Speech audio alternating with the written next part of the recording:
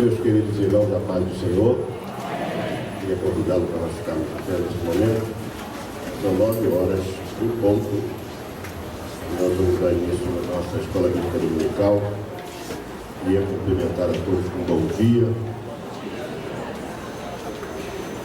E que a paz do Senhor reine sobre todos nós nesta manhã. Que possamos, nesta manhã, sairmos abençoados com mais uma lição que é da vontade de Deus que a gente aprenda. Bem? Então vamos orar para entregarmos este projeto nas mãos do Senhor e pedir que Ele nos abençoe. Senhor Deus, estamos na Tua doce presença por Cristo Jesus e Te louvamos por estar aqui. Se não for o Senhor, nós não estaríamos aqui. Mas o Senhor é bom e é eterna a Sua misericórdia. Louvo o Teu nome, porque o Senhor é aquele que cuida de nós, cuida dos nossos passos, das nossas vidas, das nossas dificuldades, dos nossos problemas. O Senhor cuida de nós e governa sobre as nossas vidas. Esta manhã, quando iremos estudar sobre o governo do Senhor sobre as nossas vontades, permita que a gente saia daqui hoje convictos de que a nossa vontade não pode prevalecer em momento algum dentro da Tua casa, dentro da Tua obra, dentro da nossa vida espiritual. Mas que a Sua vontade, Senhor, prepondere, prevaleça, sobrepaire e que nós façamos a Tua vontade, porque ao fazermos a Tua vontade, nós nos enquadraremos no Teu querer e tudo então será de acordo com o Teu projeto, com a nossa vida. Abençoa ricamente cada irmão, permita que esse ensino possa trazer frutos para a nossa vida espiritual, que a gente aprenda mais uma vez e passe a deixar todo o nosso querer aos Seus cuidados, ao Seu governo. E que assim, ó Deus, possamos palmear os nossos dias, caminhar na nossa caminhada cristã, confiantes e anhelantes de que tudo o que nós fizermos será para a glória e honra do Teu nome. Eu glorifico o Teu nome, entrego a vida de cada irmão presente em Tuas mãos e que o Senhor nos abençoe nesta manhã, rica e preciosamente, em nome de Jesus. Amém e amém. Graças a Deus. Meus irmãos, eu queria perguntar qual é o título da nossa lição de hoje. É a parte 1. Amém? Não deu para escrever isso em uma parte, são 2 partes, assim mesmo sintéticas, porque é muita informação, mas essa primeira parte.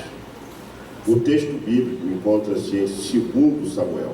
Os irmãos sempre pronunciam assim. Os livros do Antigo Testamento é masculino, no sentido masculino são livros, né? 2 Samuel, já do Novo é segunda, primeira ou segunda. Os irmãos já sabem disso, mas é sempre bom lembrar, porque a gente, de vez em quando, a gente está ouvindo, segunda de Samuel, é 2 de Samuel, capítulo 7, verso 1 a 5, e os versos 12 a 13. Vamos ler da forma como temos feito aqui, em nome de Jesus. E sucedeu que, estando o rei Davi em sua casa, e tendo o Senhor lhe dado descanso de todos os seus inimigos em redor,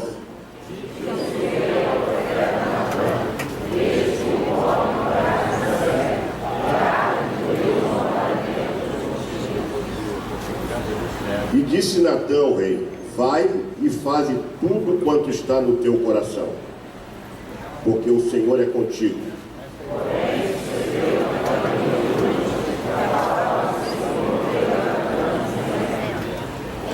Vai, dize a meu servo Davi, assim diz o Senhor: edificar-me-ás tu uma casa para minha habitação?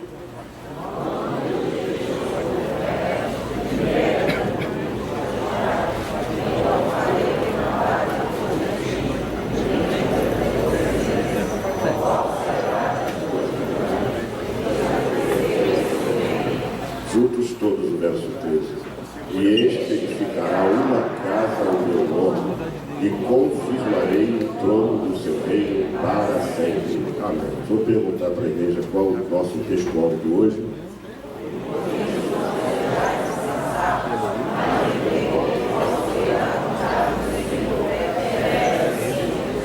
Verdade prática.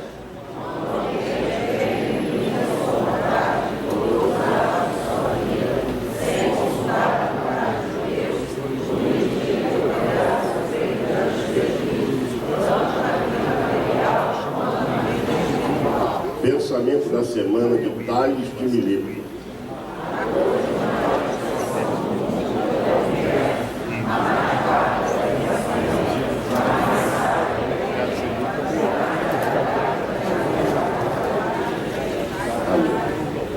O objetivo da nossa lição, embora não esteja aqui sinalizado, é a gente aprender sobre a vontade de Deus, que deve governar a nossa vontade. Sem isso, nós vamos ter contínuos problemas na nossa vida ministerial, profissional, familiar e etc. Amém? Vamos tomar assento em nome de Jesus. Quero declarar que estou bastante feliz e alegre por estar aqui nesta manhã, embora sentindo a ausência dos meus irmãos. Eu tive uma semana muito difícil. Na segunda-feira, eu me levantei para ir para a rádio, não tive a mínima condição. Eu me levantei e me senti totalmente debilitado. Fui acometido de uma forte depressão. Passei esses dias todos internado no meu escritório, mas não deixei também de aproveitar o meu momento de fragilidade emocional. Não deixei passar essa oportunidade de escrever mais 3 lições. A primeira, que também será em 2 partes, é o governo de Deus sobre a nossa vida financeira. Eu confesso aos irmãos que vai ser um estudo muito bom mesmo, porque eu sou autocrítico. Quando eu gosto, eu mesmo falo comigo, eu não gostei. Mas quando eu comecei a escrever sobre a vida financeira, eu gostei. Eu aprendi tanta coisa que eu daria para fazer em 3 aulas, mas eu parei na segunda. Se tiver essa oportunidade, talvez eu faça 1/3, ou seja, são 3 lições sobre o controle da vida financeira, que é o que mais tem afetado os crentes nesses últimos dias, que é a vida financeira. Sim ou não? Então nós vamos trabalhar isso, o governo de Deus. Nós vamos aprender muitas lições, mas foi muito difícil essa semana para mim. Eu fiz uma postagem num momento já de extrema depressão, e eu louvo a Deus porque a gente às vezes nem dá valor a essas questões de redes sociais, né? Muita crítica também se faz nas redes sociais. Eu algumas vezes até ia parar com esse negócio, mas foi nessa hora que eu encontrei muito apoio mesmo. Os irmãos têm uma noção, eu tenho ao todo mais de 500 pessoas que eu teria que agradecer individualmente, não tenho essa condição, mas tem repercussão muito grande. Recebi mensagem da Bélgica, recebi 2 mensagens dos Estados Unidos, 2 pastores, um que foi meu aluno e que agradeceu muito, dizendo: pastor, o senhor foi uma bênção para a minha vida, eu estou aqui nos Estados Unidos por sua causa, porque foi o senhor que me ensinou, eu sou hoje pastor porque o senhor me ensinou, eu moro aqui agora, estou com uma igreja, Deus está me abençoando. E depois um outro pastor que eu não conheço, mas ele falou assim: pastor, já levantei um grupo de intercessão pela sua vida. Recebi também da Índia, né, do pastor Thomas, que botou a igreja em oração. Então recebi do México, da Bélgica, dos Estados Unidos e da Índia. Eu não imaginava que isso ia ter tanta repercussão. O pessoal da rádio, vários pastores, vários deles ligados para mim, queriam ir para minha casa. Tem um pastor como Rogério Barreto, que queria vir para cá imediatamente. Cláudio Gama já queria vir para cá. Celso Brasil mandou uma mensagem para mim chorando. Eu fiquei tão sensibilizado que um homem, né, um colega, ligar para o outro chorando. E eu recebi assim muitas mensagens. Só que aquele meu help foi um pedido de socorro, um pedido de oração. E eu senti que os irmãos realmente oraram, porque na mesma sexta-feira, por volta de 9h30, eu já estava sentindo um alívio. E quando acordei pela manhã no sábado, eu já não me reconhecia. Eu estava tão feliz que eu falei assim: hoje eu quero comer um bife com batata frita. e fui lá para o shopping Cartagena, né? E pedi lá uma picanha com batata frita, mas comi muito. Depois eu passei com a minha esposa, com a minha neta, saímos de lá, era quase 8 horas da noite, e eu mudei um pouco. Eu normalmente os sábados eu fico internado no meu escritório. Às vezes fico até meia-noite, 10 horas, 11 horas, 11h30, mas dessa vez eu larguei tudo e acordei o tempo que eu consegui dormir de 1 hora até as 3, eu acordei às 3 e pouco, aí fui ainda fazer uns estudos até as 5h45. Depois tentei dormir um pouquinho, pelo menos umas 2 horas, e Deus me deu força, que eu acordei disposto hoje. Eu senti que foi as muitas orações da igreja, as muitas orações dos meus amigos e os testemunhos, porque ontem mesmo, quando eu estava almoçando, tinha 3 senhores conversando, eu não sei se tem alguém aqui, eles ficaram até de vir aqui, estavam conversando e eu falei assim, conheço esse senhor aqui, mas não tinha certeza. Na verdade, eu nunca o conheci, não sei, foi Deus que colocou no meu coração. Aí eu falei, minha esposa falou assim, acho que são pastores. Aí eu estou vendo eles conversando lá, eu estava bem próximo deles, mas não via nada da conversa deles, nem me interessava também. Mas quando eu saí, eu desloquei até a mesa deles e cumprimentei ele. Falou, rapaz, eu estava olhando para você porque eu acho que eu conheço você, mas acho que foi engano meu.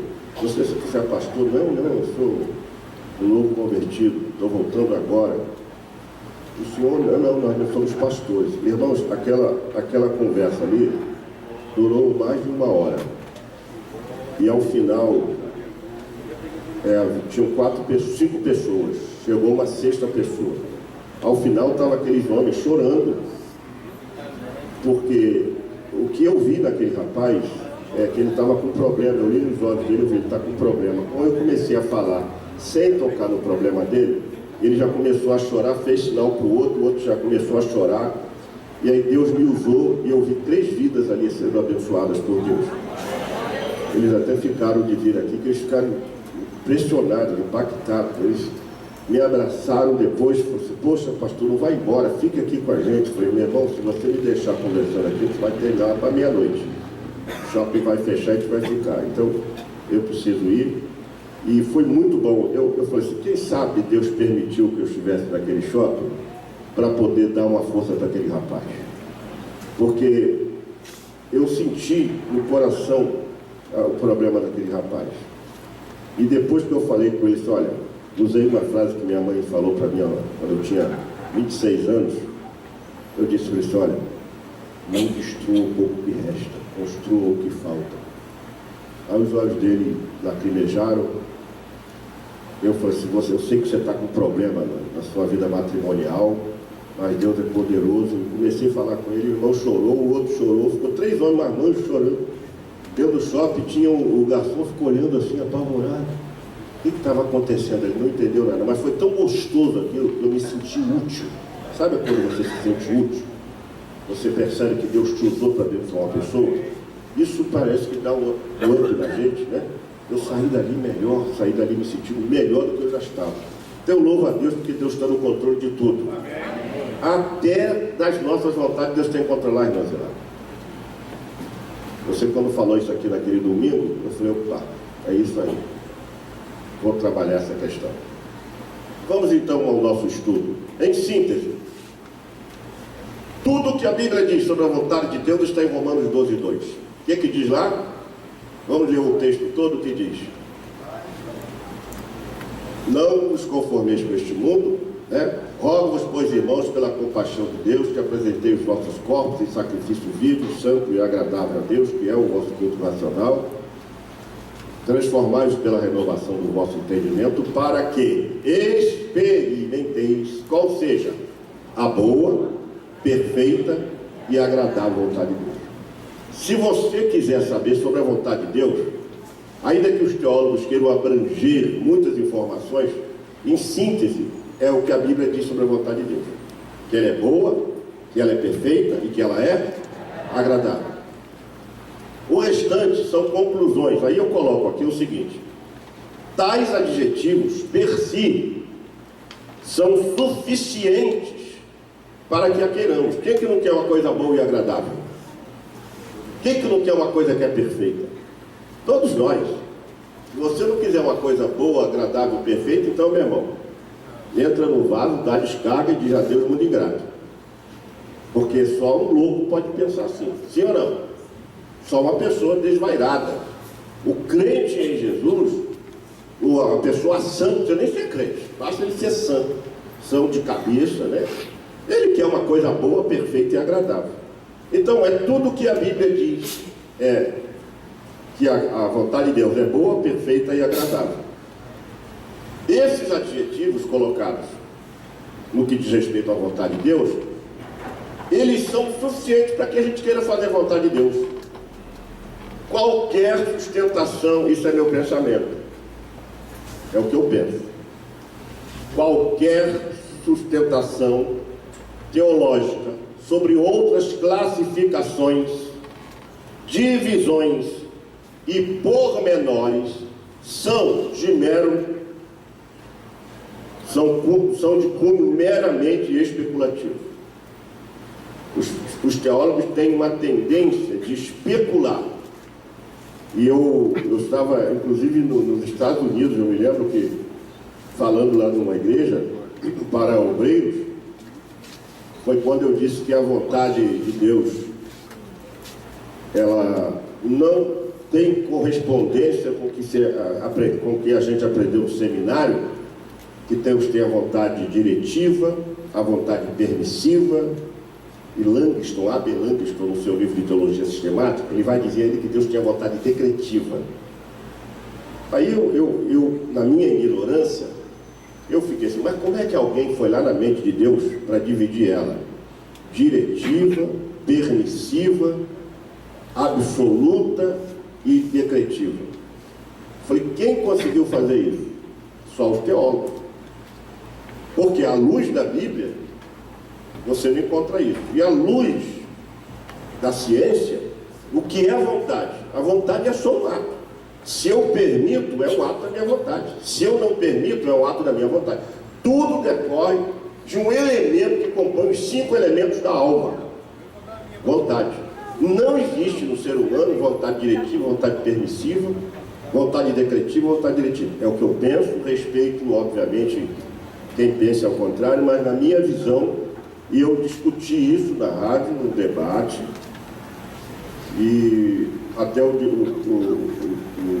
responsável lá pelo debate, né, na época era o Ivo, ele falou assim, pastor, o senhor contrariou aí todo o pensamento teológico. Eu falei assim, mas eu tenho convicção disso. Resultado, passado uns 2 anos, fizeram um debate na rádio sobre a vontade de Deus. E qual foi a minha surpresa? Que eles chegaram à mesma conclusão que eu cheguei, que Deus só tem uma vontade. Deus só tem? Ninguém pode ter 2 vontades. Ninguém pode ter 3 vontades, nem 4 vontades, nem 5. Você só tem uma vontade. O ato de permitir, a vontade permissiva. O que é vontade permissiva? É um ato da vontade. Eu permito ou não. O que é isso? É ato da vontade. Então, chegar a essa também conclusão. E algumas coisas que eu falei no passado, até a nível de debate também, eu vejo que as pessoas começam a repensar. Porque a gente não pode ser um papagaio, repetir tudo que os outros falam, ainda que o camarada que falou seja um especialista. A gente tem que conferir na Bíblia, como os bereanos faziam. E a gente indo para a Bíblia, olha que eu tenho um método de estudo que me ajuda muito. Qual seja, isso eu vou dar uma dica para vocês. Eu coloco a palavra na Bíblia hábil, eu relaciono, e ali aparecem todos os versículos que falam da palavra vontade. Aí eu separo e vou lendo um por um. Eu já li 157 versículos para chegar a uma conclusão de 10 pontos. Eu vou lendo um por um. Aí depois eu vou tentando colocar o pensamento daquele texto ali, que é um pensamento lógico, não é um pensamento desvairado, não é uma especulação. Então, com isso, eu consigo, então, ver quantas vezes a vontade aparece na Bíblia, o que a Bíblia diz, e a conclusão que eu chego é essa. E das diversas vezes em que a palavra vontade de Deus aparece nas Escrituras, isso aí através de leitura de cada um dos versículos, das vezes em que a palavra vontade aparece nas Escrituras, podemos aprender o seguinte. Aí sim, você tira um estudo para você. Primeiro, Deus só tem uma vontade, isto é, sem divisões. Para mim, alguém que entra na mente de Deus para achar que Deus tem 4 ou 5 tipos de vontades, tem que ser mais do que Deus. E ninguém conhece a Deus senão o Espírito Santo. Segundo, Deus manifesta a sua vontade moral. Então, resumindo, Deus tem a vontade moral, Deus tem a vontade e Deus tem a vontade individual. Como é que eu posso saber a vontade moral de Deus? Está aqui, ó. Olhe para cá. Esse livro indica o quê? Que Deus tem uma vontade moral. Por quê? O que Deus quer para mim, para você, Ele escreveu aqui. Então, é um ato da sua vontade, a vontade moral. Independente dessa vontade moral, Deus trata comigo, com você e cada um de nós indistintamente. Nesse sentido, a vontade de Deus é individual. Deu para vocês entenderem? Ou seja, Deus não trata para mim do mesmo jeito que Ele vai tratar para o pastor Júnior, para o Esdras. Não, cada um Ele trata pela sua digital, pela sua íris, pelo seu DNA. Deus não trata os seus filhos em pacote, como algumas mães fazem erroneamente, e pais fazem isso, pai e mãe. Quer criar todos os filhos iguais. Esse é um grande erro da família. Que todo mundo é diferente, irmão. Deus não criou ninguém igual. Todos nós somos o quê? Então todos nós temos caráter, personalidade, temperamento. Nós temos a nossa individualidade. Isso só eu tenho a minha individualidade, você tem a sua. A sua nunca é igual à minha. Nós somos distintos, nós somos singulares nesse sentido. Vocês estão entendendo o que eu estou falando? Então você não vai encontrar ninguém que é igual a você. Não existe. E a sua digital não se parece com ninguém no mundo. No mundo. Não tem ninguém com a sua digital, nem com a sua íris, nem com a sua voz. Não tem, não existe. Ah, é parecido, isso é outra coisa. Parecido tem. Tem gente que parece o outro, é muito comum isso, mas dizer exatamente não existe. Então Deus trata individual. Nesse sentido, Deus tem uma vontade individual. Por exemplo, quando o apóstolo Paulo fala lá em 2 de Coríntios 1:1, ele falou assim, olha, eu sou apóstolo pela vontade de... Vamos ler esse texto? Agrada a Deus. Rápido, para a gente ganhar tempo, que eu quero terminar dentro do meu horário, tá? Não cansar vocês, porque a gente aqui não tem nem louvor aqui. Vamos lá. 1 Coríntios 11:1. E louvo-vos, irmãos, porque em tudo vos lembrais... Não, eu estou lendo errado, é 2 de Coríntios 1:1. 1:1, né? Então vamos ler esse texto aí. Eu estou lendo errado. Paulo, apóstolo de Jesus Cristo, pela vontade de Deus. Paulo foi apóstolo pela vontade de Deus. Mas quem que foi escolhido no lugar de Judas? Qual o nome do homem? Quem sabe aí? Matias. Vocês já viram algum texto que Matias escreveu? Falaram alguma coisa sobre Matias? Ora, Deus permitiu. Isso também é um ato da sua vontade, é um ato livre. Os caras querem fazer, você fala assim, Deus, eu não quero ir para a igreja. Deus, posso fazer nada. Você não quer? Ok, não vai. Agora você vai perder uma bênção. Então, isso não é um ato da vontade de Deus. É a vontade de Deus que você viesse.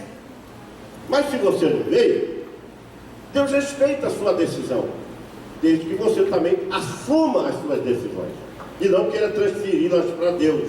Está claro? Então os discípulos reuniram, nós temos que escolher um no lugar de Judas, porque Judas errou e tal.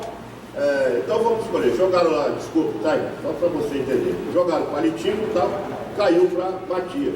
Botaram Matias. Você não vê falar nada de Matias, só aparece o nome 2 vezes na Bíblia, você não vê nada de Matias. Aí Paulo vem, recebe um encontro com Jesus pessoalmente. Jesus aparece para ele, Jesus ressuscitado, sai da sua glória, se manifesta para Paulo na estrada de Damasco e diz para ele: olha, você vai ser o meu 12º apóstolo. Vocês estão entendendo? Então Paulo não foi eleito apóstolo pela vontade dos outros, ele foi eleito apóstolo pela vontade de Deus. Então a gente vê a vontade individual de Deus manifesta aí, sim ou não? A vontade individual. Um outro aspecto importante da vontade de Deus é que ela deve ser obedecida por todo ser humano. A vontade de Deus não é restrita aos cristãos, não é circunscrita ao meio evangélico, ao mundo gospel ou cristão. A vontade de Deus deve ser obedecida por todo ser humano. Por que isso, pastor? Primeira razão, porque ele fez todas as coisas. O Salmo de número 24 diz que do Senhor é a terra e a sua plenitude. Segundo lugar, é que ele é digno de toda a honra, de toda a glória e de todo o poder, porque ele criou todas as coisas. Então toda a natureza foi criada por ele. Então Deus tem na sua primazia, como ele é proeminente, que ele tem a sua vontade de toda a criação, toda a criação. Aí entra os animais, entra a terra, os planetas, tudo que existe, tudo tem que obedecer à voz de Deus. Tanto que ele chega na criação, todo mundo diz: haja luz, fiat lux. Quando ele diz fiat lux, obedeceu-se na hora e surgiu a luz. Nasça, cresça, e foi dando a ordem, porque a vontade de Deus tem que prevalecer. Não é só dentro da igreja, não é só para crente, é para todo ser humano. Mas eu pergunto a vocês: todo ser humano obedece à voz de Deus? Todo crente obedece à voz de Deus? Não. E a razão então dos infortúnios, dos problemas, das dificuldades, das desgraças da vida se restringe à falta de obedecer à vontade de Deus. Porque a vontade de Deus, se ela é boa, perfeita e agradável, não se discute. Não se discute. Agora, o que é vontade? Bom, a vontade significa desejo, aspiração, gosto, interesse, propósito. Isso é vontade. É o poder de representar mentalmente um ato elevado ditado pela razão. É a razão que, depois de filtrar, ela diz assim: olha, é assim que eu quero. Porque você às vezes toma uma decisão pela sua vontade, e tem pessoas que são dominadas pela emoção e tomam pela emoção. Quem tem que decidir pelas nossas vontades é a nossa razão. Por quê? Quando você toma uma decisão emocional, muita gente está na cadeia por causa disso. Muita gente está na miséria por causa disso. Tomou uma decisão emocional, a razão não filtrou, não analisou, não avaliou. Então, a vontade é a capacidade de querer. E quando Deus criou você, todo ser humano foi dotado de 3 capacidades. Você já conhece isso, pode estar teatro, de tanto eu falar aqui. Deus te deu a vontade de saber, capacidade de saber, a capacidade de sentir e a capacidade de escolher. Diga comigo: capacidade de saber, de sentir e de escolher. Então você tem a capacidade, você tem, todo ser humano tem, todo ser humano tem a capacidade de sentir. Ninguém é insensível, todos nós temos sentimentos, foi dotado por Deus. Todos nós também temos além do intelecto. E todos também têm uma terceira coisa, que é a volição. A volição é o ato de querer, é o ato de escolher, é a vontade da pessoa. Tem pessoas que não querem isso. Então essa vontade, ela pode ser classificada assim: é a capacidade de querer, porque ela está entre essas 3, a de sentir, a de saber e a de escolher. Eu não quero, eu não quero fazer isso. Vontade também é a necessidade necessidade física ou emocional que o indivíduo, que a pessoa tem de fazer alguma coisa. Eu tenho vontade de beber água. Aí eu vou pegar esse copo aqui e vou beber água. Eu tenho vontade. Então, o que é isso? É uma necessidade física. Da mesma forma que eu tenho necessidades emocionais, e todos nós aqui temos. E eu, particularmente, preciso muito de suprir as minhas necessidades emocionais. Porque tem momentos que ele se sente solitário, se sente abandonado, se sente desprezado, se sente um nada. Eu, às vezes, me sinto assim. O pastor ligou para mim e me colocou lá na altura. Eu falei, rapaz, se você não fosse meu amigo, eu ia te xingar agora. Não, que o senhor é assim, assado. Eu falei, para com isso, não sou nada disso que está falando. Não, o senhor é um homem que me ajudou muito na minha vida espiritual, hoje eu sou um pregador por conta disso.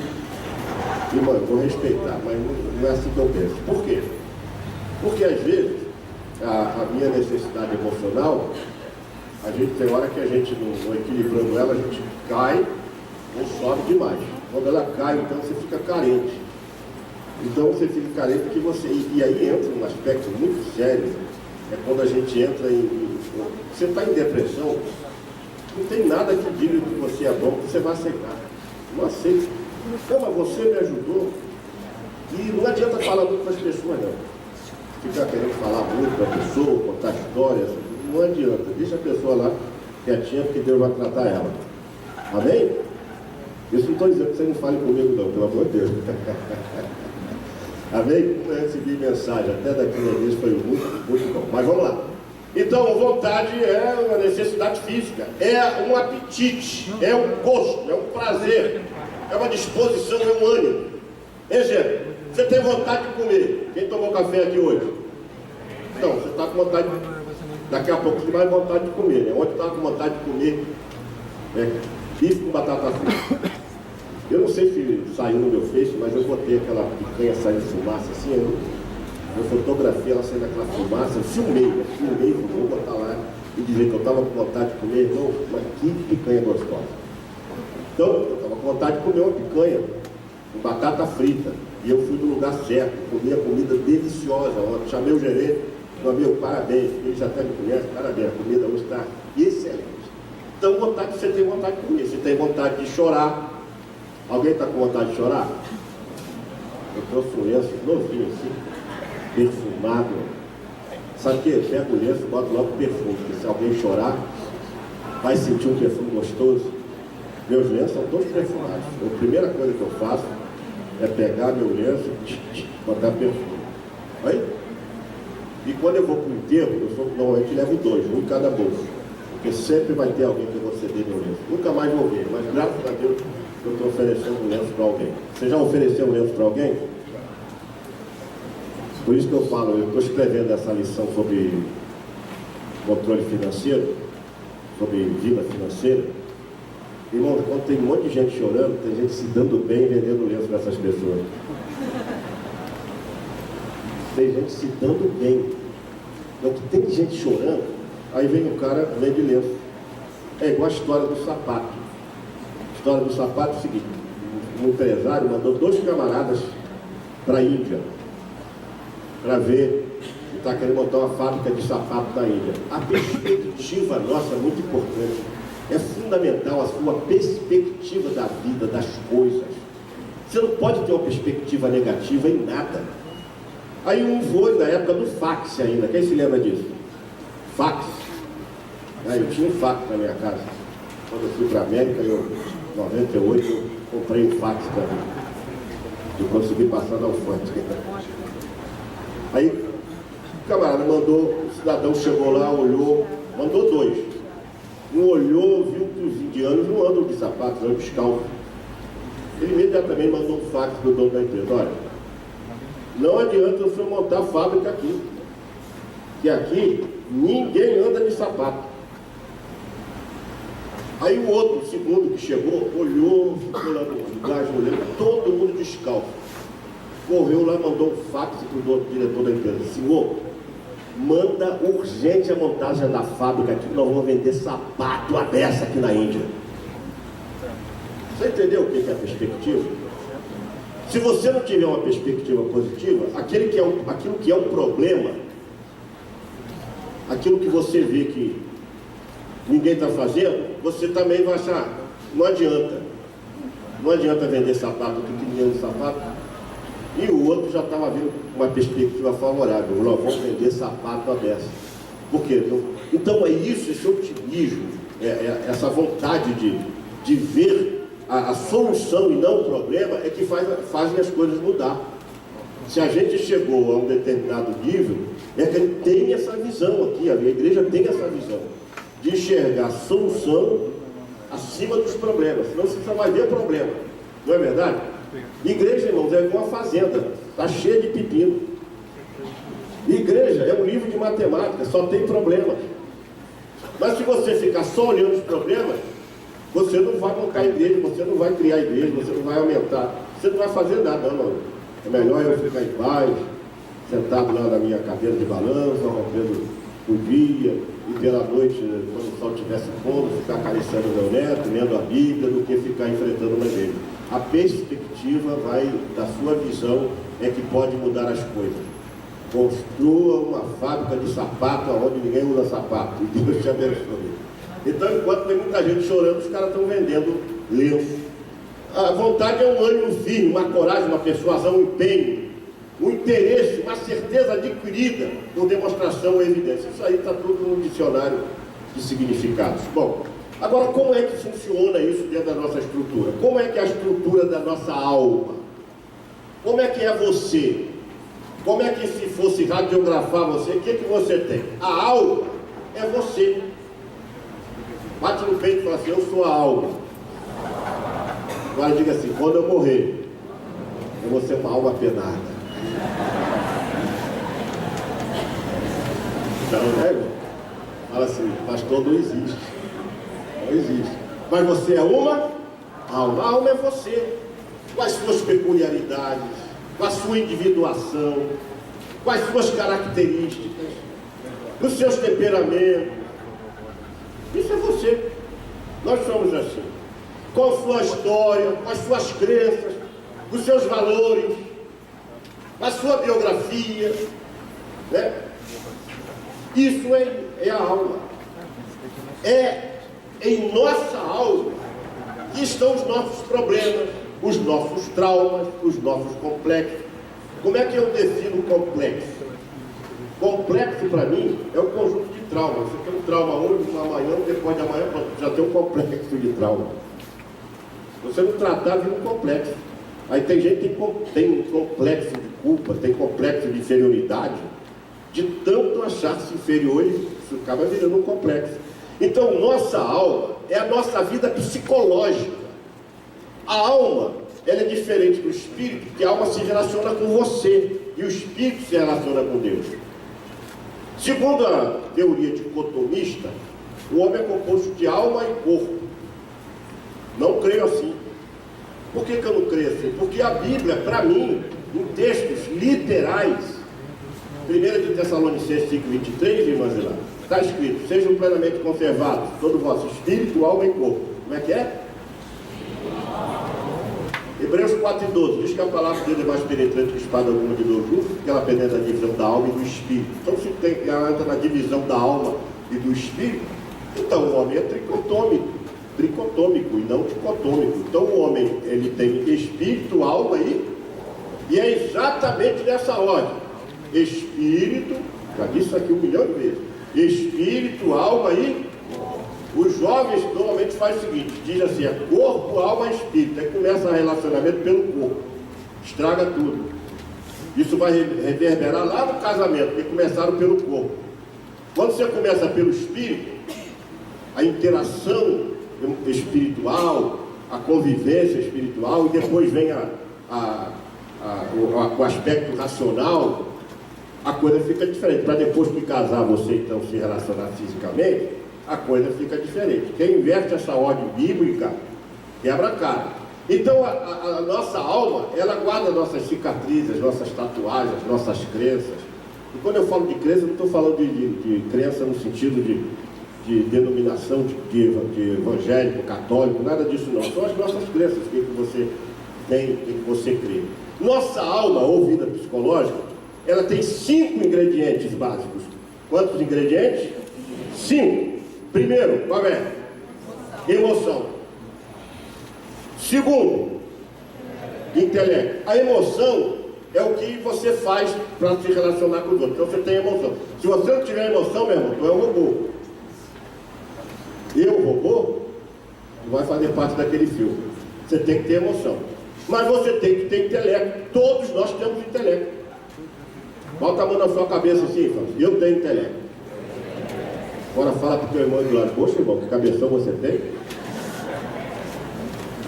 Você tem intelecto. Terceira coisa que todos nós temos, vontade, que pratica os atos, toma atitudes e executa planos. Você faz planos na sua mente e você executa por conta da sua vontade. A vontade é ela que pratica os atos, mas ela sempre submete à razão. Você às vezes está com vontade de fazer certas coisas, mas a razão não faz isso não, tu vai quebrar a cara.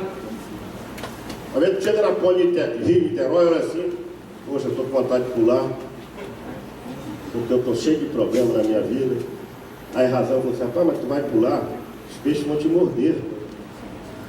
Você vai pular, vai vir um tubarão, não tem tubarão, você vai embora. Brincando, né? Para você entender, a vontade, ela precisa ter um outro elemento para segurar ela. Senão, vira desejo. Senão, vira desejo. A vontade é diferente do desejo, porque o desejo ele é inconsequente. Você está com desejo, quer fazer, não quer saber. Mas aí, quando você submete ao crivo da razão, aí a vontade, aí deixa de ser desejo, passa a ser vontade. A vontade, ela é mais racional, ela é temperante, ela é equilibrada, dentro do seu ponto de vista, dentro da sua personalidade, é você.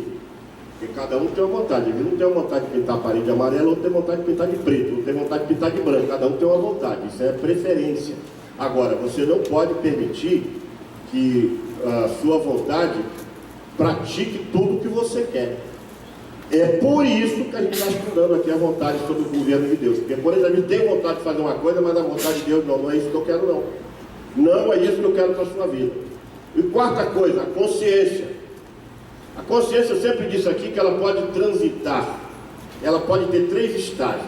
Ela pode estar despertada, ela pode estar adormecida, mas ela também pode estar cauterizada. Olha o grave problema de uma consciência cauterizada. Porque o homem, quando está com a sua consciência despertada, ele comete um erro aqui, a consciência dele logo acusa. Ele, na mesma hora, se arrepende.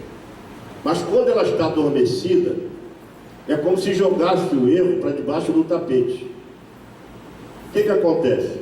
Vem o Natan, senta, olha para você na sua frente e fala para você assim: você cometeu tal erro, assim.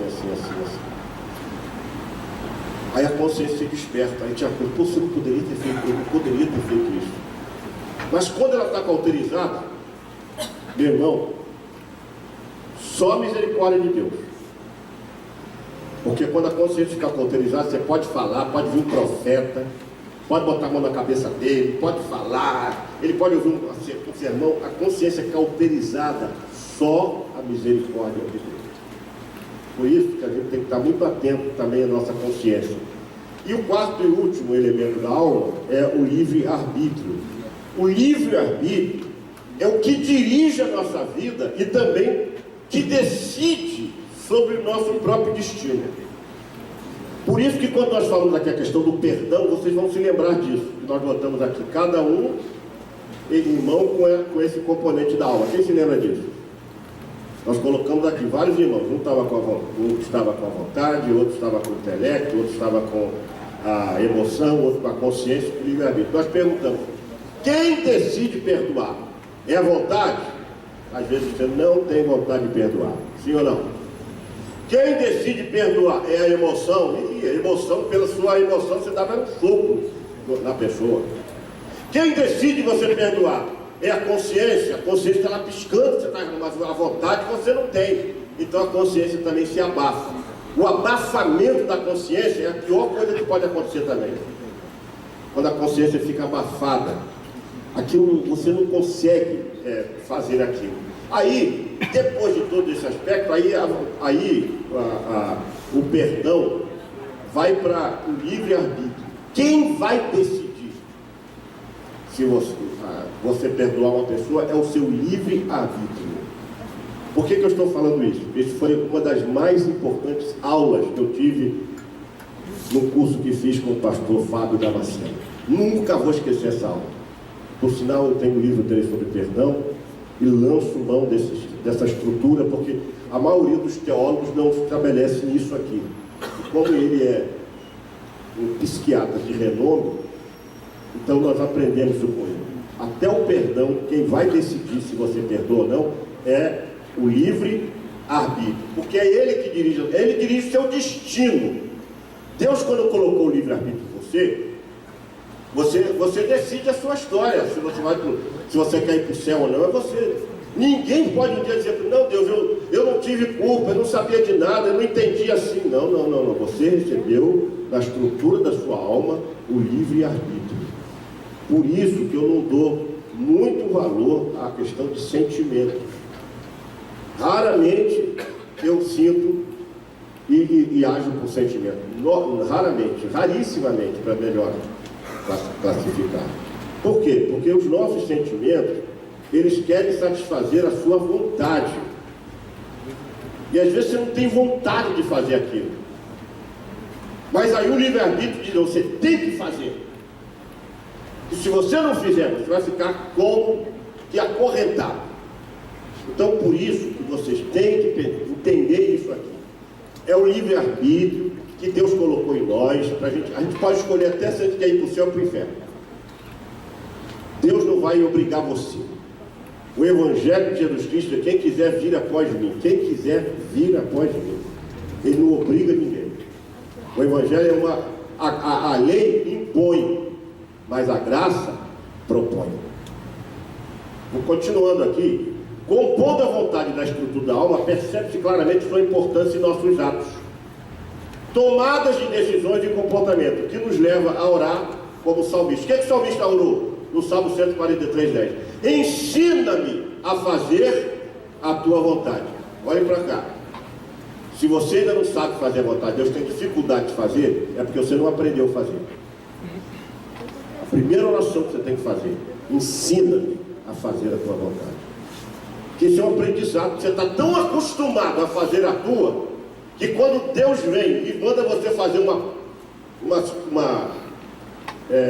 tomar uma atitude contrariamente ao que você quer fazer, você já vai ficar meio que... É por isso que na igreja nós temos problemas. Sabe por que a gente tem muito problema na igreja? Que às vezes cada um quer fazer a sua vontade. É verdade. Sim ou não? Sim. Você quer fazer uma coisa, outro, não, mas por que isso tem que ser assim? Eu quero fazer diferente. Então todas as vezes que a gente tem uma regra, uma norma, uma diretriz, uma lei, um ato normativo, uma norma jurídica, uma norma social, etc, e a gente fala, não quero fazer assim, nós estamos transgredindo por causa da nossa vontade. A nossa vontade está imperando em nós a respeito das regras. Botaram um sinal aqui, eu tenho que avançar esse sinal, não concordo com esse sinal. Mas se está o sinal ali, você tem que obedecer. A gente tem, esse é o problema da igreja. Questão de cada um querer fazer a sua vontade. Pode perguntar em qualquer lugar desse planeta, onde tiver uma igreja. Você fala para o pessoal, vocês vão fazer assim, assim, assim. Faz diferente. Porque ele não quer fazer aquela vontade, ele quer fazer a vontade dele. E às vezes, eu fico imaginando, irmãos, Moisés no deserto com o povo de hoje. Meu Deus. Moisés ia pular na primeira quirambeira que eles encontrassem. Sabe por quê? Porque Moisés disse, pessoal, nós vamos pegar essa estrada aqui e vamos caminhar. Aí vem o cacique lá e fala assim, mas Moisés, por que a gente não vai por aqui? Cortar caminho? Não, mas é por aqui, porque Deus mandou ir por aqui. Não, mas eu conheço esse atalho aqui, tem um atalho aqui, nós vamos por aqui. Não, Moisés, vamos por aqui. Chegou Moisés, olha, Deixa eu falar com você. Não é nem por aqui, nem por aqui. É por aqui, Moisés. Porque por aqui nós vamos economizar uns 40 quilômetros. Porque mais adiante tem uma curva, assim, não sei quantos quilômetros, e nós vamos conseguir chegar mais rápido em Canaã. Afinal de contas, onde é que fica Canaã mesmo, Moisés? Canaã é logo ali. Eu digo que Moisés era mineiro. Eu, quando perguntava para ele onde é que era Canaã, ele dizia que é logo ali. Nunca que chegava a Canaã. 40 anos no deserto, quando não chega lá. Então, aí vocês imaginam, aí daqui a pouco vem um cidadão lá, eu sou formado em Harvard, eu sou pós-graduado em coach, eu tenho cursos nos mais variados. Eu digo a vocês que não é nem por aqui, nem por aqui, nem por aqui. Nós temos que voltar por aqui, atravessar a cozinha da igreja, pegar aquela estrada, passar pelo cemitério, Morro da Chumbada e tal, nós vamos por ali. Aí você imagina, Moisés vai ficar assim, ó, vai. Onde que eu vou? Eu vou para cá, eu vou para lá. Então a vida não é assim, a vida não, a igreja não é uma escola de samba. Ainda que eles às vezes são mais organizados que as igrejas. Ele convida e o povo vai. Sim ou não? Não funciona assim. A vida da igreja tem que ter um governo, que é o de Deus, um governo delegado, que é o pastor, e os demais líderes que têm que obedecer ao que o pastor está determinando. Porque se errar, a responsabilidade é do pastor, Deus vai cobrar dele. E se ele acertar, ninguém vai dar mérito a ele. Então o pastor fica numa saia justa. E se ele errar, todo mundo cai de pau. Mas se ele acertar, ninguém vai dizer que ele acertou. Até porque não se preocupa com isso. Porque Jesus já disse lá em Apocalipse 22:6: o galardão está comigo. Não está com mais ninguém não, está comigo. Então na igreja funciona isso, a questão da vontade. A gente quer fazer a nossa vontade, e é por isso que não dá. E Deus, quando estabelece uma norma, a regra de fé e prática, que é a Bíblia, não adianta fazer fora daqui, porque se fazer fora daqui vai dar problema. É por isso que tem conflitos na igreja. Há muitos conflitos que começam exatamente por questão de vontade. Então nós temos que, em primeiro lugar, aprender a fazer a vontade de Deus. Quem quer aprender a fazer a vontade de Deus aí? Então a nossa oração todos os dias: Senhor, me ensina a fazer a tua vontade. Às vezes Deus vai contrariar tudo que você quer. Tudo. Deu para entender? Deus vai contrariar tudo que você quer. Agora, se você não quiser se submeter à vontade de Deus, meu irmão, então você não pode ir para o céu. Ah, não pode. Deus vai dizer: olha, lamento, mas você não quer fazer a minha vontade, então no céu você não pode entrar, porque você tem que fazer a minha vontade assim na terra como a sua vontade tem que ser feita onde? Na terra como no céu. No céu é feita a vontade de Deus, na terra também tem que ser feita a vontade de Deus. Então não há compatibilidade. E a gente querer fazer a nossa vontade e querer ir para o céu, esquece. É melhor tu já botar fantasia, ir para o carnaval, pular, bota aquela de baiana mesmo, vai lá e arrasta o pé lá no asfalto, porque no céu não entra.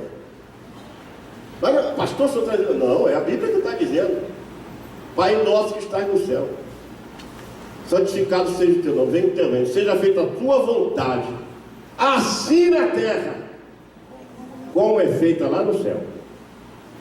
Se você ora o Pai Nosso e não cumpre isso, meu irmão, me desculpe, o céu não é o teu lugar.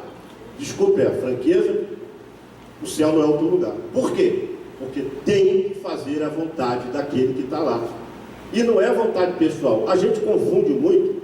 Eu fui líder muitos anos de empresa e eu sei como é difícil às vezes. Mas quando dava errado, foi o doutor Paulo que errou.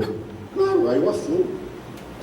Agora, quando erra, que alguém faz contra a sua vontade, você diz: não, eu fiz, mas não é problema meu não, isso é do doutor Paulo. Aí você, sim, meu irmão, eu falei para ele fazer do jeito, ele fez do outro, deu errado, agora é que eu sou responsável. Você só é responsabilizado. Sim ou não? Todo mundo vai responsabilizar você. Porque se você acertar, quem cumpriu a sua vontade, amém. Mas se a pessoa não fizer a sua vontade, diga, desculpe, é no âmbito profissional, e você e errar, ele vai botar a culpa também em você, porque na hora ele tira o corpo fora. Não é assim, irmã Sandra, lá nas empresas também? Cara, quem que responde lá? É o chefe. E quem que errou? O funcionário subalterno lá, não é isso? Vai responder, porque a responsabilidade é dele. Todo gerente tem responsabilidade e autoridade. Então, agora como é que eu entendo a vontade humana? Bom, a vontade é a faculdade de decidir e organizar a própria conduta. Isso chama-se de comportamento. Quando a gente organiza a nossa conduta, o nosso comportamento, isso está associado ao livre-arbítrio. Então, há filósofos que afirmam que a vontade do homem, ela é composta de duas coisas: de apetite e de volição, ou que é um pouco mais do que a vontade. Apetite e volição. Por outro lado, os atos da nossa vontade, eles ocorrem com representações conscientes. Você, quando quer fazer a sua vontade, você estabelece um fim. Você diz assim: eu quero fazer a minha vontade de tirar essa caixa daqui e botar ela ali embaixo, porque ela ali embaixo, ela vai ajudar o público, se o som não estiver bom na igreja, vai ajudar o público a ouvir melhor. Isso eu estou dando na hipótese, ok? Então eu quero que essa caixa não fique aqui, ela tem que ficar ali. Então sempre que você quer fazer a sua vontade, automaticamente você estabelece um propósito, um objetivo a alcançar. E com o conhecimento dos meios e das consequências resultantes da aplicação de sua vontade. Você fala: se der errado, o problema é meu, mas eu acho que ela ficaria melhor ali. Então você tem um fim a alcançar, mas também sabe que tem que ser responsabilizado se a sua vontade deu problema. Então existem alguns elementos que perturbam a nossa vontade. O primeiro elemento é o negativismo. É quando o inimigo, a pessoa tem resistência a cumprir as vontades do outro, ou principalmente a vontade dele. E às vezes sem motivo qualquer. É a questão de impulso. Aí ele tem o negativismo, né? Aí a vontade dele fica perturbada. Por que fica perturbada? Ele fala assim: eu não estou afim de fazer isso não. Eu não quero fazer isso não, eu quero fazer do meu jeito. Às vezes ele não tem nem motivo. Ele sente um impulso, ou sente uma emoção. Na igreja acontece muito isso: pastor, eu senti de fazer isso. Eu já tive aqui, eu falei: olha, irmã, não faça assim, assim e assim. Ah, pastor, eu sei que o senhor falou, mas eu senti de fazer isso. O que prevalece? O sentir ou a determinação? Escute isso. Eu chego aqui e falo assim: irmão, você vai dar um pulinho agora ali na rua Vicente de Macleto, número 7000, lá em Itaúna, e vai levar esse copo d'água para a pessoa que está lá esperando. Você vai e volta.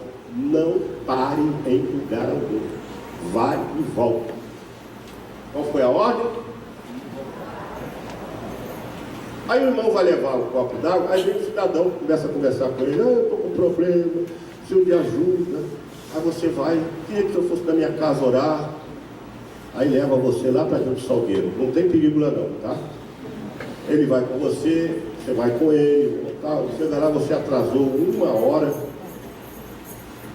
para chegar no tempo que o pastor determinou, ou no que o líder determinou, seja até a empresa. Aí você fala: poxa, mas eu não falei para você ir e voltar imediatamente? Ah, mas surgiu uma necessidade, era importante, e eu parei lá porque havia uma necessidade, e uma pessoa estava precisando de mim. Eu pergunto a vocês: ele agiu corretamente ou incorretamente? Por quê? Porque presta atenção, ele não poderia discutir os aspectos da ordem. Vocês querem um exemplo na Bíblia? Deus falou para Saul, através de Samuel: entra lá, mata todo mundo, destrua Gag, ovelhas, mata todo mundo. Aí Saul foi todo feliz. Quando ele viu aquelas ovelhas gordinhas, parecia da Betel, todo gordinho, bonitinho, né? Arrumadinho, as ovelhinhas de óculos novo, as ovelhinhas assim, sapatinho novo, todo mundo bonitinho. Aí Saul olhou assim, vou matar essas ovelhas nada. Vou não, está muito bonitinha. Eu vou fazer o seguinte, vou levar essas ovelhas e vou oferecer a Deus em sacrifício. Olha que ideia fantástica que eu tive.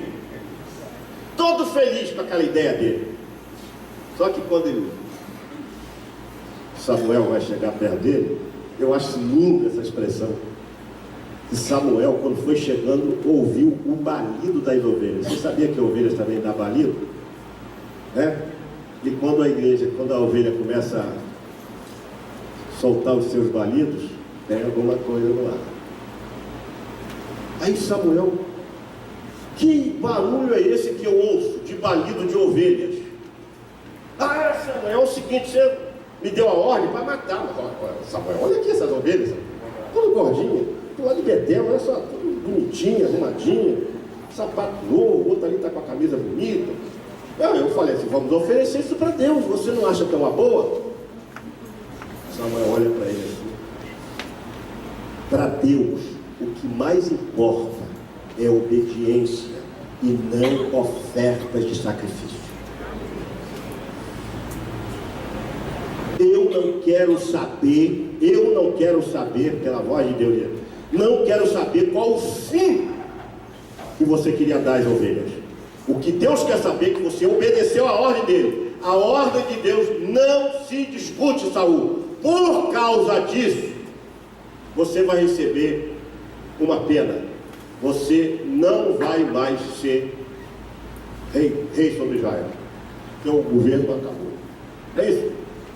Acabou teu governo. Tu vai ficar agora se arrastando até completar o tempo.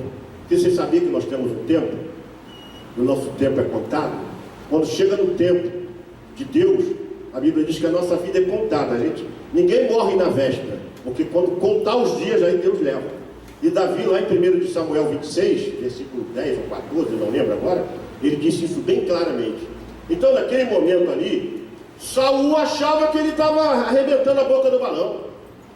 Mas pastor, eu fui lá levar um copo d'água, e ganhei aquela alma para Jesus, pastor. O que é mais importante?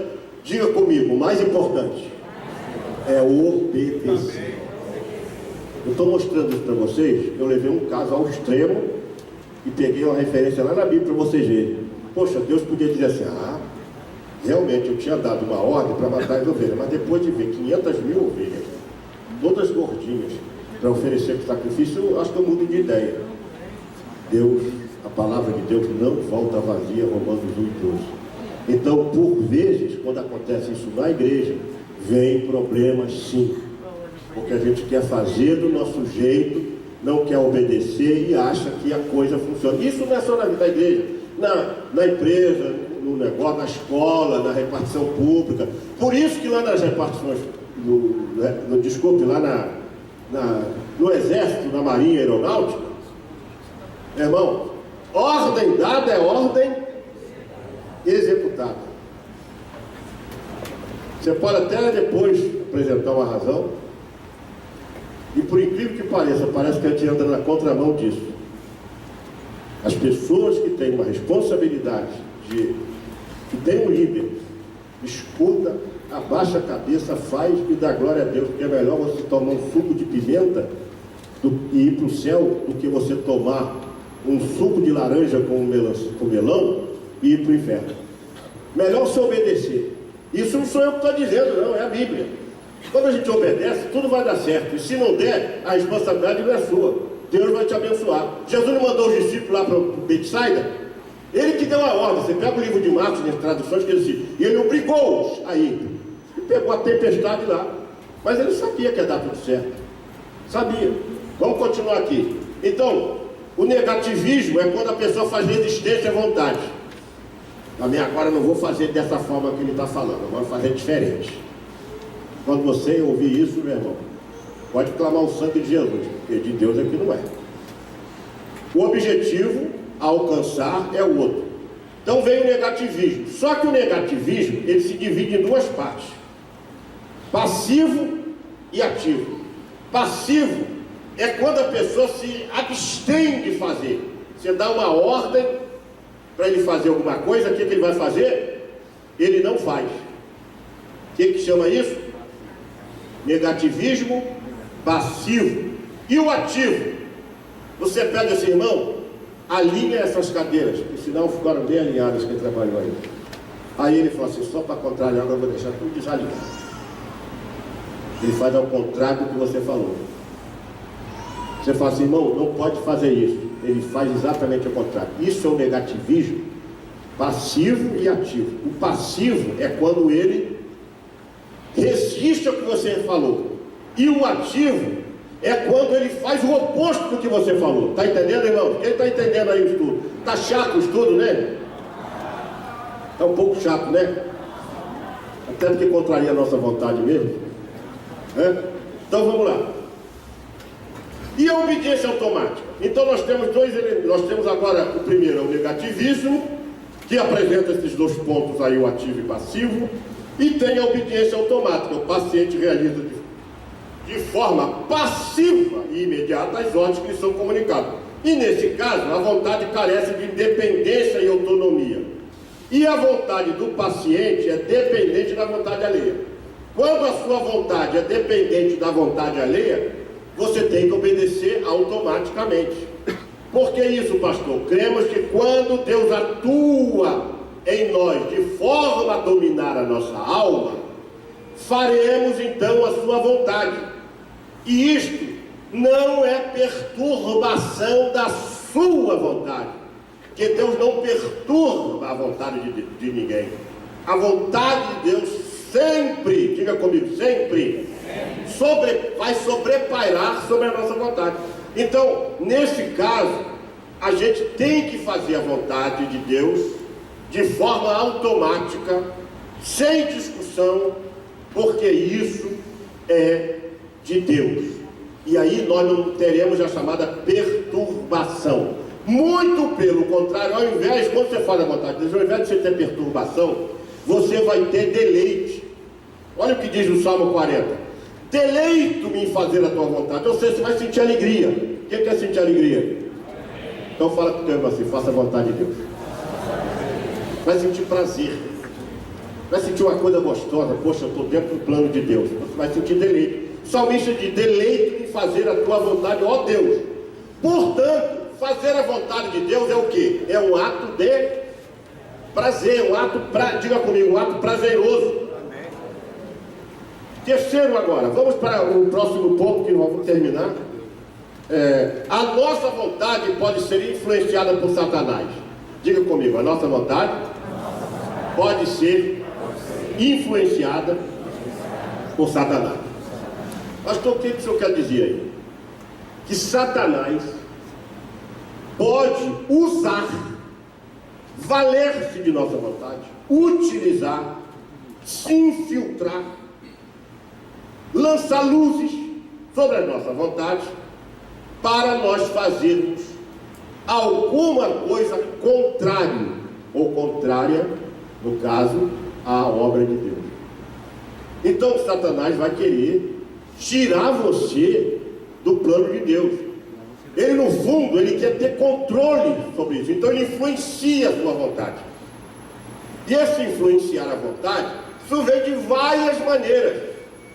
Inclusive com um companheiro que chega, fala assim, olha, eu não sei não, mas eu também não fazia não. Se eu fosse você, eu também não fazia dessa forma não.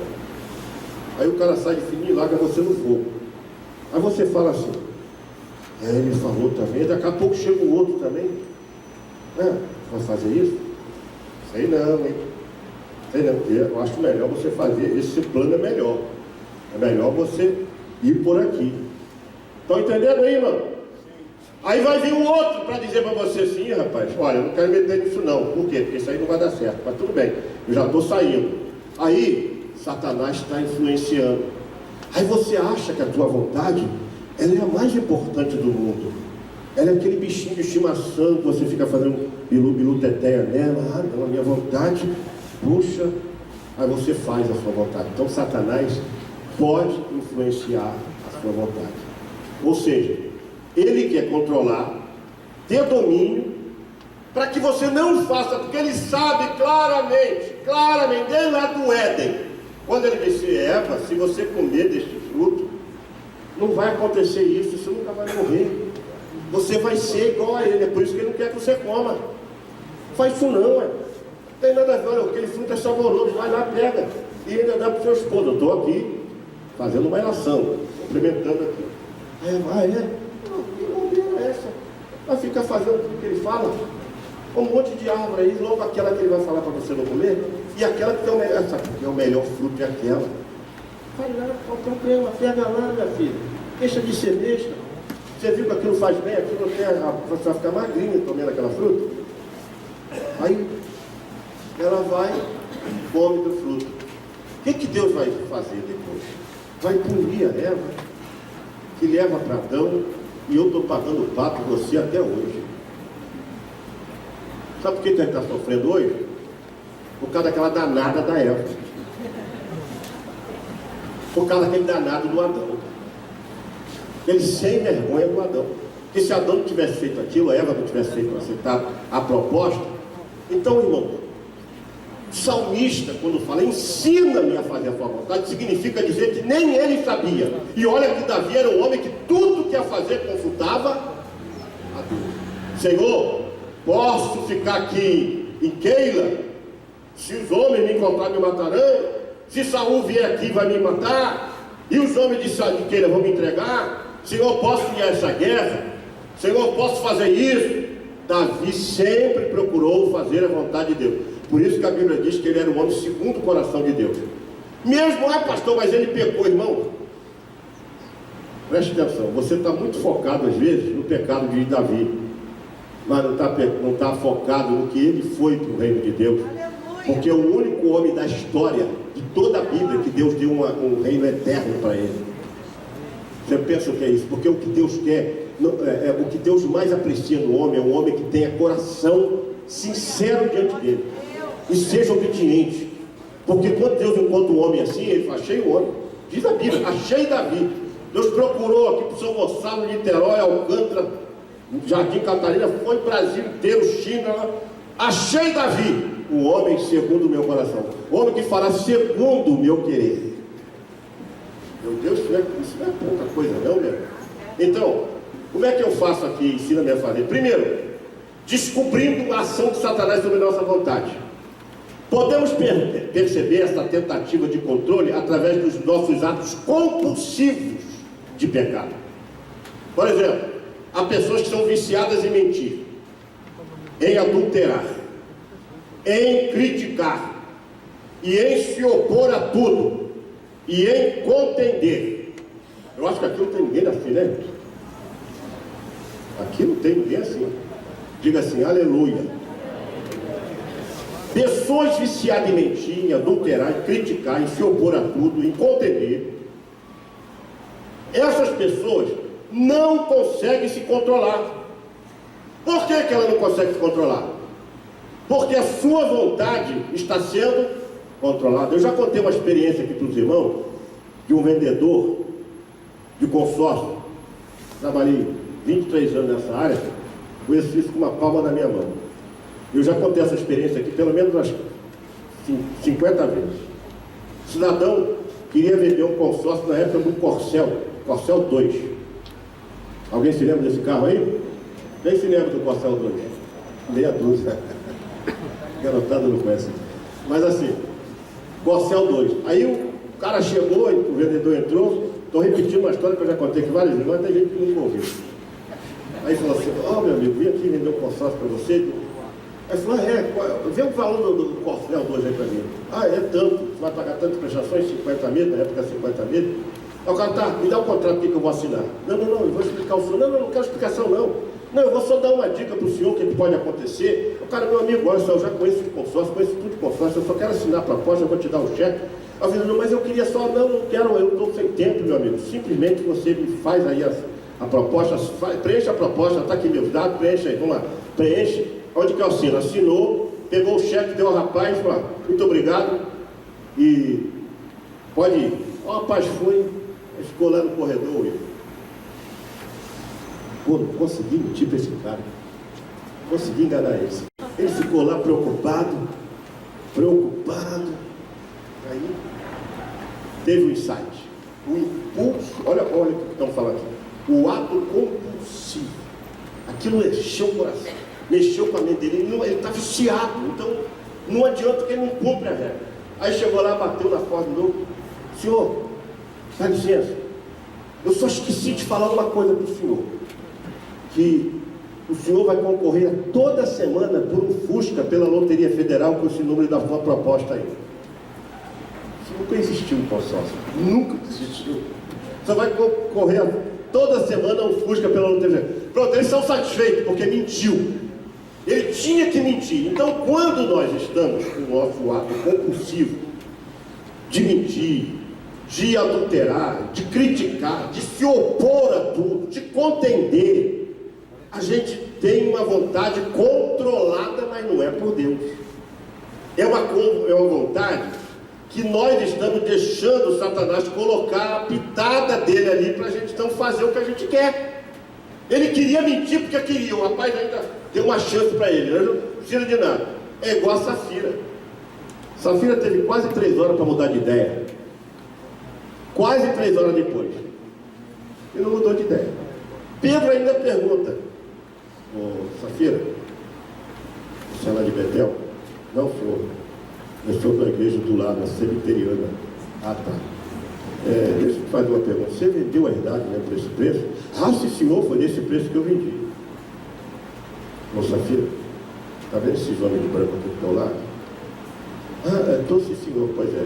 Aí já levaram o teu esposo do cemitério, ali de São Miguel, agora vai levar você, tá? A mulher caiu e morreu. Sabe aquela compulsão das pessoas que não conseguem controlar a sua vontade e quer porque quer fazer, porque todos nós temos vontade, diga, todos nós temos vontade, e temos também livre-arbítrio. Os anjos que caíram, aquele terço, os 37% de anjos que caíram, eles também tinham vontade, mas preferiram continuar sendo influenciados por Satanás. Aqueles anjos, os anjos possuem determinação e inteligência. Eles possuem, todos os anjos. Eles poderiam dizer, o texto daqueles anjos, não, eu não vou nessa jogada não. O Lúcifer, não vou não. Não, eu não vou, eu também não vou não, outro eu também não vou, pronto. Porque eles tinham livre arbítrio para escolher, ou fazer o levante com Satanás, ou obedecer a Deus. Resolveram obedecer a Satanás e caíram. E nós também temos livre-arbítrio. A gente faz errado porque a gente quer fazer, porque a nossa vontade prepondera sobre a vontade de Deus. Quem está entendendo isso? Acelerando agora, porque nós estamos em cima da hora, Jesus falou sobre isso em João 8,44. Olha só. Ele diz assim: vocês mentem porque tem... Vamos lá para o texto. Tem hora que eu esqueço o texto. João 8,44. Se alguém encontrar antes de mim, pode ler, viu? João 8,44. Quem encontrou pode ler, bem alto, tá?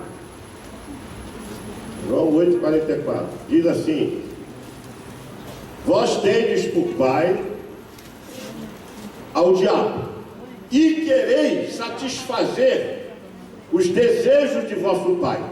Ele foi homicida desde o princípio e não se firmou na verdade, porque não há verdade nele. Quando ele profere mentira, fala do que lhe é próprio, porque é mentiroso e pai da mentira. Escute isso agora, para a gente estar terminando aqui. Eu, como sou curioso, eu fui procurar a palavra grega. Ou seja, o que é desejo aqui? Que Jesus fala assim: vós quereis satisfazer os desejos. Desejos são, que palavra no grego vem aí? Aí vem a palavra telo. É isso, pastor? Telo? Ou etelo. Esse telo ou etelo fala de querer, indicando uma vontade ativa e propósito. Indicando o quê? Mas isso aqui, vós quereis satisfazer a vontade ativa de Satanás, que Jesus está dizendo para aqueles camaradas. Vocês estão querendo satisfazer o telo dele, ou o etelo, o querer dele. indicando a vontade ativa e o propósito. Qual era o propósito? Contrariar Deus, desobedecer Deus. Mas isso não, diga comigo, isso não significa que nós temos que aceitar isso. Você tem livre arbítrio para rejeitar qualquer proposta de Satanás. Eu não aceito Satanás. Parte em retirada em nome de Jesus. Eu não vou fazer isso, eu não quero isso, eu quero fazer a vontade de Deus. Se você falar isso, toda vez que você lança essa frase, olha só, a Bíblia diz que o Espírito Santo faz lembrar. Você também não lê a Bíblia, não vai te lembrar nada. Você não lê a Bíblia, vai te lembrar de quê? Se você disser para Satanás, quando começar a vir essa influência, Satanás, em nome de Jesus, bate em retirada. Eu me recuso a receber a sua influência, porque eu estou aqui para fazer a vontade de Deus. Irmãos, ele não fica, ele vai embora. Porque quando você está determinado a fazer a vontade de Deus, pode ter certeza que ele vai bater em retirada e o nome do Senhor vai ser glorificado na sua vida. Então, segundo lugar, a nossa vontade deve estar sob o controle de Deus, sob o governo de Deus. Procuramos fazer tudo para que a sua vontade, que é a vontade de Deus, sobrepare sobre a nossa, em todos os aspectos da nossa vida, na espiritual, material. Quando espiritual, almejando sempre o bem de todos e atentando para o que disse Paulo em 2 de Coríntios 3:11, quando ele fala: seja do mesmo parecer, do mesmo entendimento, que haja paz entre vós, conversem com os outros, conversem uns com os outros. Eu aprendi uma lição essa semana fantástica, quando a Bíblia fala lá em Tiago, no capítulo 1, não, Tiago não, é João capítulo 1, quando fala sobre a confissão de pecados, eu acho que é o capítulo 5, já não tenho muita certeza, acho que é esse mesmo, capítulo 5, quando o apóstolo fala assim: confessai vossas culpas uns aos outros. Eu aprendi uma lição extraordinária. Irmãos, a igreja, ela não propicia a cura dos relacionamentos, ela propicia comunhão. A cura para os traumas emocionais se realiza, se concretiza nos relacionamentos. Dr. Alcione Américo, num livro que eu recebi com inspiração da nossa querida irmã Nina, esse livro, eu comi esse livro e vou comê-lo de novo, porque eu aprendi coisa extraordinária. É o relacionamento que faz a gente melhorar os nossos traumas emocionais, as nossas crises, as nossas dificuldades emocionais. Ele fala assim: igreja propicia comunhão. Mas quando o Tiago, vê se alguém localiza aí esse texto que fala: se confessarmos, não é esse não, é outro que fala assim, não, é o quê? 5,16, né? Então eu acho que é isso aí mesmo. Muito obrigado. Não, esse aqui ainda não. É o outro, aqui está em 1 João mesmo. Mas diz assim, que nós devemos confessar nossas culpas para que sareis. Confessar a vossa culpa para que sareis. Eu não guardo. Não, aqui se cometer pecado que não é para a morte, orará, e há pecado que é para a morte. Não é esse não. Não é esse texto. Não é. Não, também não. Esse é 1,7, né? Não é esse não. É o outro que fala sobre confessar os nossos pecados. Está alguém enfermo entre vós?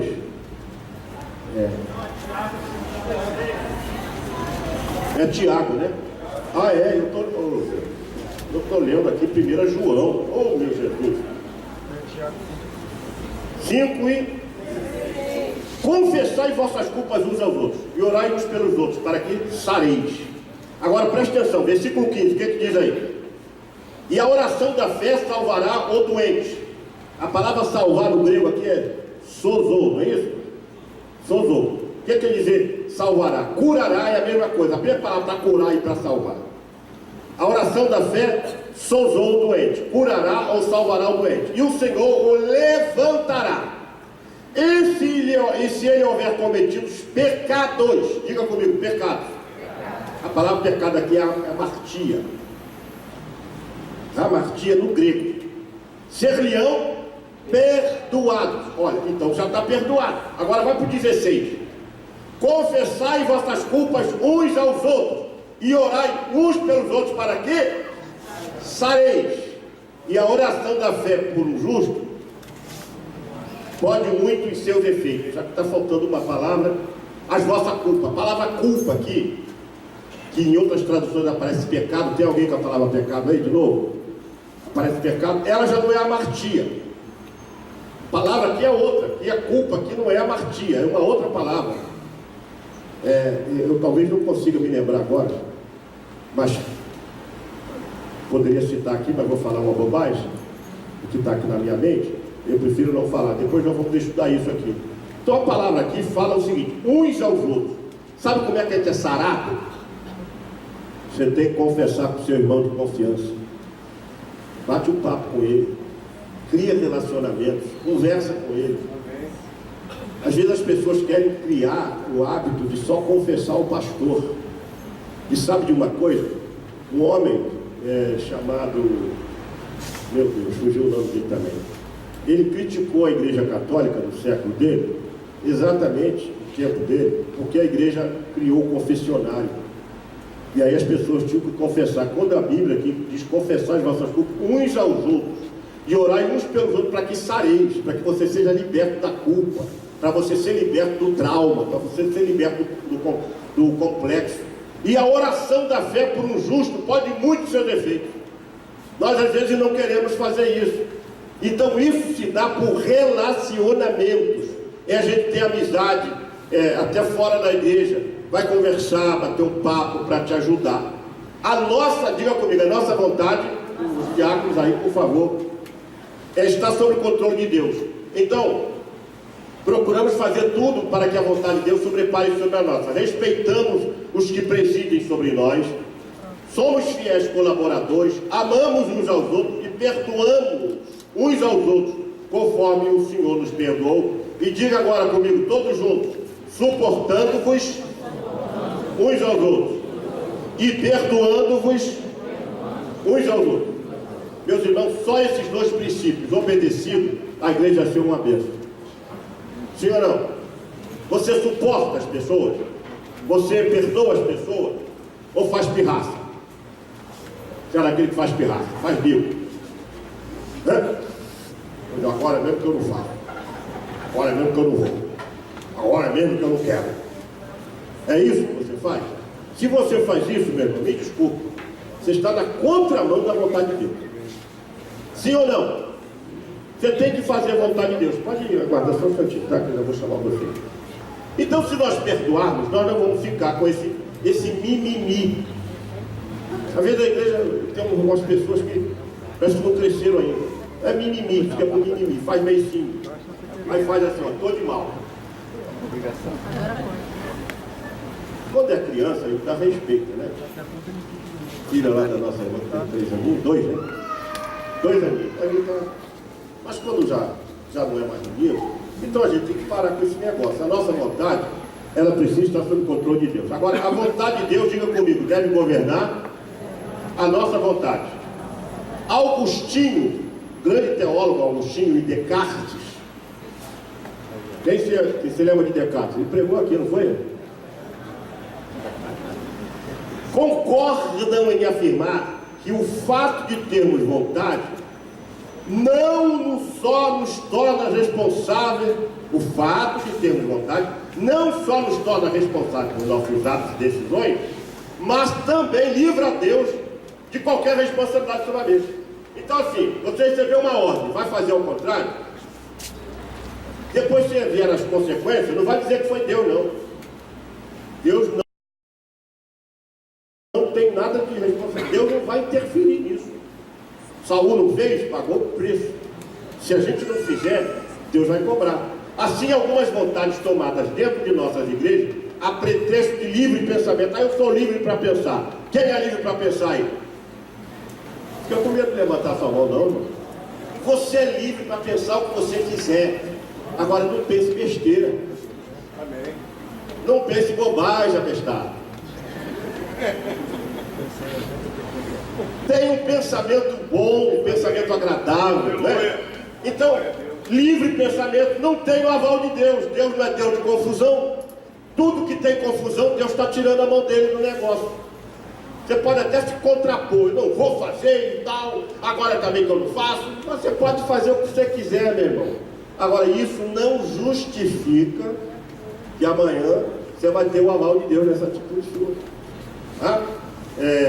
Jesus, na hora mais difícil de sua vida, ele disse o seguinte: Senhor, me livra disso, eu estou tendo um infarto aqui, eu estou tendo uma... Como é o nome daquela doença? Hematidrose, né? Que começou a soltar o sangue sair pelas veias. Hematidrose, acho que é isso. Parecido com isso aí, se eu estou errado, né? Mas é essa doença. O pessoal começa a soltar o sangue. Ele estava ali tendo um infarto. Jesus estava tendo um infarto. Disse: Pai, se possível, tira de mim, mas faça a tua vontade. Olha que coisa linda, olha para cá, irmão. Mas faça o quê? Você teria coragem? Na hora mais difícil da sua vida, Deus faça a tua vontade. Deus, você está lá na pirambeira, Deus vai dizer: tu vai cair lá embaixo. Vai cair lá embaixo. Ah, Senhor, mas dá para me escapar disso? Deus, não, eu já determinei que você vai cair, vai pular lá embaixo. Mas como eu vou pular? Não se preocupe comigo. Você confia em mim? Pode pular. Ah, mas se eu pular eu vou morrer. Confia em mim, pula. Se Deus falar isso com você, você vai dizer assim: ah, não vou não, Deus. Eu vou morrer. Talvez você morra depois, porque não fez isso. Porque se você pular, os anjos do Senhor vão te segurar. Eu não estou dizendo para ninguém fazer essa besteira aqui, não. Estou pegando um exemplo assim bem contundente que fizeram com Jesus. E Jesus fez o quê? A vontade de Deus. Se a vontade de Deus é para você não pular, você também não pula não, meu irmão. Tu vai quebrar a cara e depois vai culpar Deus. E tem mais: se não for no teu dia, você não vai morrer, vai ficar paraplégico o resto da vida, porque não fez a vontade de Deus. Por último, aqui na prática, qualquer mudança de plano que não se harmonize com a nossa vontade é motivo para a gente ficar desagradado, para a gente ficar de beicinho, de tristeza e até mesmo de abandono da igreja e da obra. Por vezes, irmãos, quanta gente já saiu daqui porque queria fazer a sua vontade e não conseguiu? Assim, ó. Tem uma irmã que saiu daqui porque eu não chamei ela para ir para a piscina da minha casa. Estou aqui na igreja, pastor, há 8 anos. O senhor nunca me chamou para tomar banho na sua piscina. Por isso eu vou sair da igreja. Irmã, olha só. Eu nunca convenci ninguém a ficar. Não vai ser a senhora que eu vou convencer. A senhora está indo? Vai para onde? Ah, não sei ainda. Lembra, Antônio Alexandre Manuel? Eu não sei. Já tinha determinado para onde ir. Ela ficou lá? Também não. Depois mandou uma mensagem: pastor, eu estou no desespero de alma. Eu estou agoniado, eu estou sofrendo muito, pastor. Meu marido me abandonou. Mas contou um monte de história lá. Eu falei: irmã, a gente sai da vontade de Deus, fica sujeito a tudo, né? E eu fico assistindo. E eu não faço isso, eu não vou convencer ninguém. Ela quer sair à vontade dela. Teve um jovem que chegou para mim aqui embaixo, o gabinete era aqui embaixo. Falou: pastor, é o seguinte, Deus me mandou sair da Betel. Eu estava sentado na minha cadeira, assim mesmo. Ele já entrou assim: pastor, Deus mandou sair da Betel. Eu falei: pois não, meu amigo. Aí levantei, abri a porta: por favor. Ah, mas o senhor não vai conversar comigo? Eu sou maluco, rapaz. Deus falou com você, eu vou meter nisso, rapaz. Pode ir embora. Ele saiu com um cara de AE.